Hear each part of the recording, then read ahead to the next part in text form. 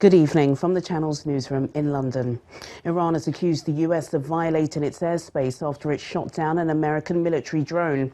The United States says the unmanned surveillance aircraft was flying over international waters over the Strait of Hormuz.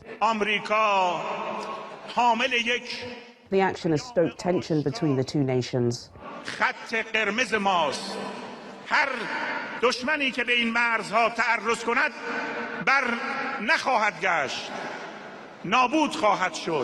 This drone was in international waters. Clearly, we have it all documented. It's documented scientifically, not just words. And they made a very bad mistake. How will you respond, Mr. President? How will you respond? You'll find out.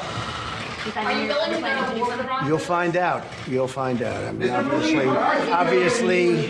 obviously, you know, we're not going to be talking too much about it. You're going to find out. They made a very big mistake. Is this your first U-turn? There are just two Conservatives left in the race to become the UK's next Prime Minister. Boris Johnson remains the frontrunner.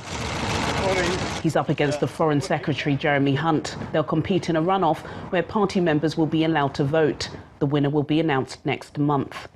UK arms sales to Saudi Arabia have been declared unlawful by the Court of Appeal in London. It's a win for campaigners who've argued that the weapons used by the Gulf state, which is engaged in a war with Yemen, may have contributed to indiscriminate civilian casualties. Judges ruled the licenses should be reviewed but won't be immediately suspended. The Prime Minister's office says the government's disappointed and will seek permission to appeal. For 4 years now, people in Yemen have endured a terrible bombardment, and UK weapons have played a central role in that bombardment. Saudi-led forces have been using UK-made fighter jets, which have been dropping UK-made bombs and firing UK-made missiles.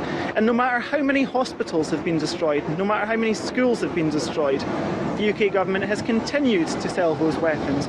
4 human traffickers have been jailed for life in Hungary. They were convicted over the death of 71 migrants whose decomposing bodies were found crammed inside a truck on an Austrian motorway in 2015. The Afghan ringleader and 3 Bulgarian accomplices were found guilty of manslaughter for refusing to stop to let air in, despite the frantic pleas of those trapped inside.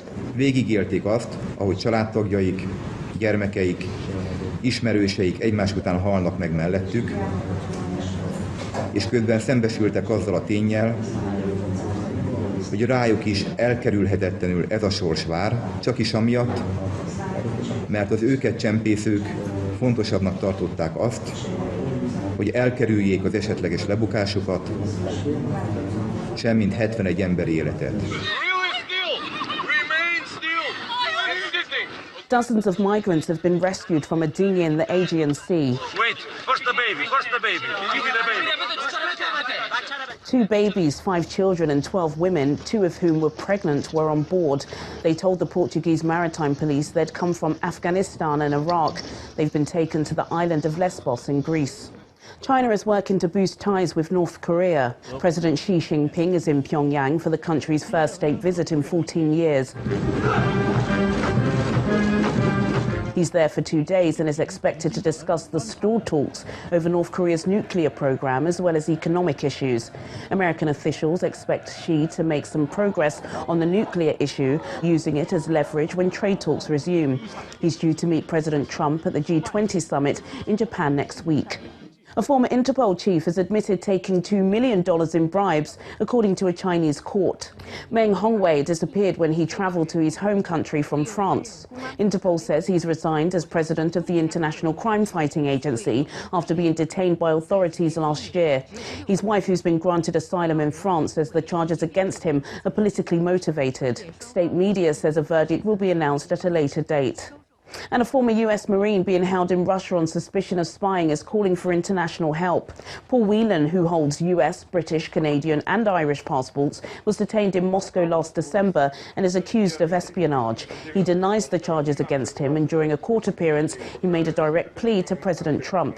Mr. President, we cannot keep America great unless we aggressively protect and defend American citizens wherever they are in the world. Finally, the depths some people will go to create the perfect drop of vino. A Spanish winemaker has created a cellar 20 metres under the sea, aged for up to 18 months. He says the increased atmospheric pressure, darkness and temperature of the marine environment makes the liquid softer and silkier and easier to drink. The bottles retail between $60 and $100. And that's your international news around the world in 5.